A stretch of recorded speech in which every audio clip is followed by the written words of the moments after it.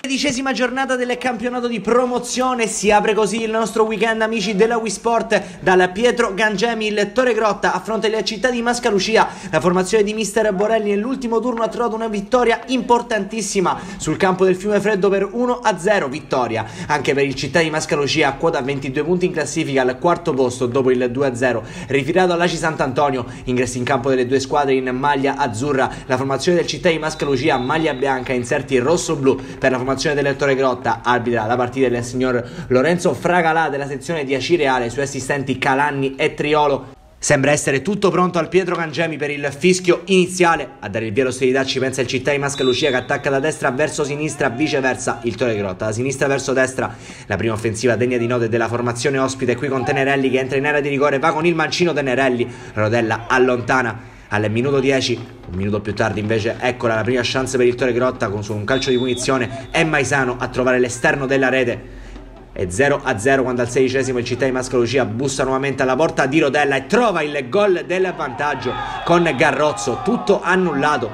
Curiosa la scelta della terna arbitrale, inspiegabile qui la chiamata. Si resta sullo 0-0 però al Pietro Gangemi quando arriva al minuto 21, ancora un'offensiva per il Città di Mascalucia. Qui Garrozzo riesce a intercettare un pallone, va con il destro, il Legno a negargli la gioia del possibile vantaggio. Il pressing della formazione ospite adesso è asfissiante con Gagliano che ci prova sul calcio di punizione, mette dentro Maugeri più in alto di tutti, porta in vantaggio il Città di Mascalucia. Se lo sono persi quelli della difesa del Città di Torre Grotta e il capitano del Città di Mascalucia ha portato avanti i suoi al minuto 28, cambia il parziale al Pietro Gangemi, battaglia, mette dentro Rasà, prova subito a rispondere il Torre Grotta, il pallone però finisce sul fondo. È il 36esimo e ancora il Torre Grotta in avanti qui con Trovato che fa sportellate con la difesa avversaria, mette per Rasà, steso così per il direttore di gara Lorenzo Fragalà e calcio di rigore.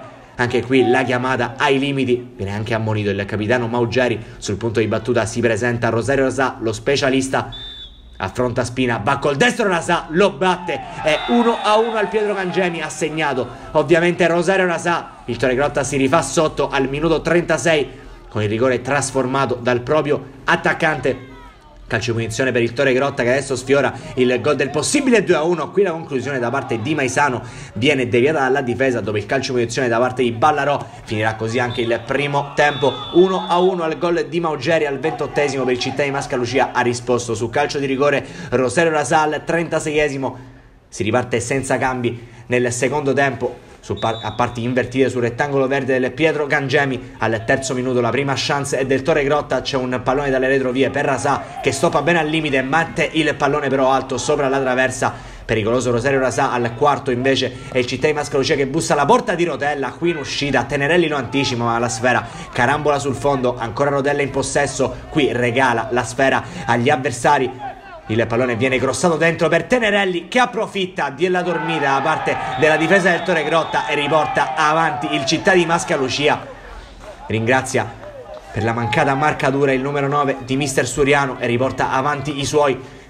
Primo cambio per mister Borelli, esce Mondo ed entra Di Stefano al 14esimo. Al 16esimo invece il Città di Mascalucia sfiora il gol del 3-1. Bravo Rodella qui in uscita ad allontanare il pericolo. Ancora Tenerelli, il più pericoloso dei suoi, manda il pallone alto sopra la traversa.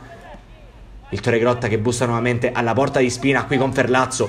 Il suo destro però è centrale ed è facile preda del portiere ospite. Ancora Torre Grotta in avanti al minuto 26 con Rasà che viene pescato bene in area di rigore diagonale. Spina mette in calcio d'angolo sul corner che ne segue, pericolosissimo il Torre Grotta qui con Rasà, allontana sulla linea la difesa del Città di Mascalucia. Un passo dal gol del pareggio il Torre Grotta, occhio però qui al Città di Mascalucia, ci mette il piedone Rodella ed è il gol del KO ai suoi. Ancora un cambio, esce Trovato ed entra Bade al 29esimo. Al 36 invece Rosario Rasà a gonfiare la rete con il calcio di punizione. Ancora il Torre Grotta, ancora Rosario Rasà, è 2-2 al Pietro Gangemi, tutto da rifare per il Città di Mascalucia. Ha segnato Rosario Rasà, doppietta per lui, toglie le castagne dal fuoco per mister Borelli. Occhio però al Città di Mascalucia, pallone dentro nel calcio d'angolo e il gol da parte di Tenerelli che illude ancora una volta il Torre Grotta e al 38esimo riporta in vantaggio il Città di Mascalucia.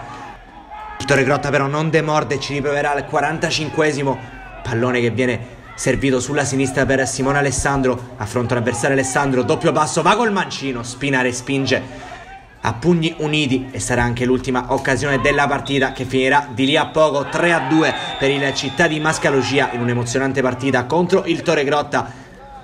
Amici della Wisport, un cordiale saluto da Antonio Caroè, che vi rimanda alla prossima.